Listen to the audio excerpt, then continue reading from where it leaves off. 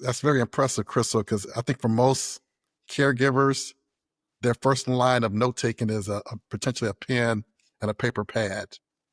Or in Yes. most cases, there's nothing. And then maybe somebody may try to do an audio recording.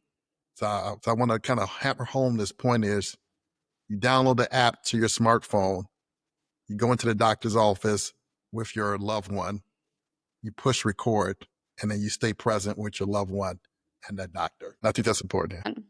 It's so hard when you're caring, right? There's so many different cases and levels of support and care that one can extend. And I think these days, more often than not, people are kind of everyone's got their own journey, their own life. And when you're caring across from a distance, to be able to stay connected and to understand and nothing gets lost in translation, you don't have to worry about, can I read my notes? Or shoot, I don't know what that was I wrote. Or the telephone game. A lot of times with my family, I have a number of siblings that are younger than me. And so, someone will get a call and it's like, oh, mom had this accident. Here's what's going on. Well, by the time it gets to the third person, that accident has morphed, right? It's taken a different color. So now you're like, wait a minute, what got lost in translation? Can I just understand like what was actually, discussed and what the next steps are and help me understand where the focus is? So really powerful there. I think in many, many scenarios, we've had some families even use this. It's a really beautiful way to capture, outside of appointments, people that may be in a situation of maybe cognitive decline or they're just so overwhelmed. It's very easy when you get stressed to not always remember what was that conversation, what was going on. And in those cases, some people will use this and they just capture, here are my wishes, here's what I want.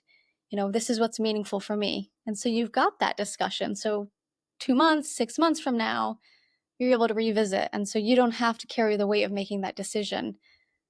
You can reference back. And, in many cases, it's really soothing to families to be able to hear their own voice and go, okay, we did have that conversation.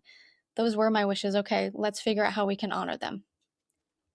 And to point out for our listeners here, it's more than just the actual. So if it's a 20-minute appointment, it's more than just a 20-minute audio recording that they have to listen to. Innerhive is actually taking that, transcribing it, working on the background to actually do summaries, which is saving a lot of time of you having to manually do that yourself.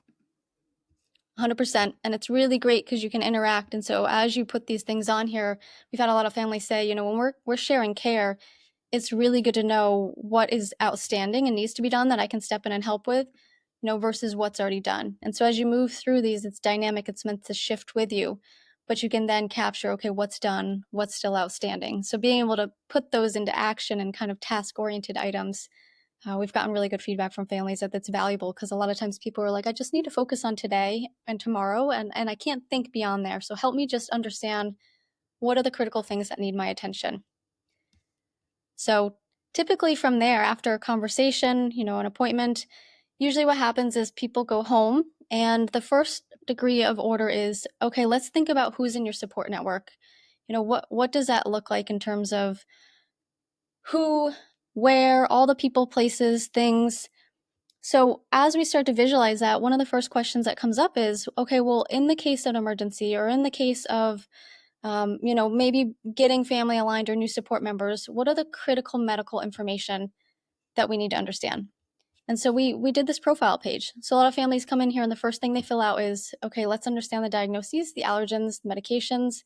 This is often really important just because as they're getting support, if something were to happen, you hear a lot of people say, make sure it's available in your home or make sure other people understand so that people are informed in terms of what they can and cannot have or what sort of interactions might be happening if there is a shift and they need to come on a new medication or if there's an ambulatory situation and someone new is coming to the house.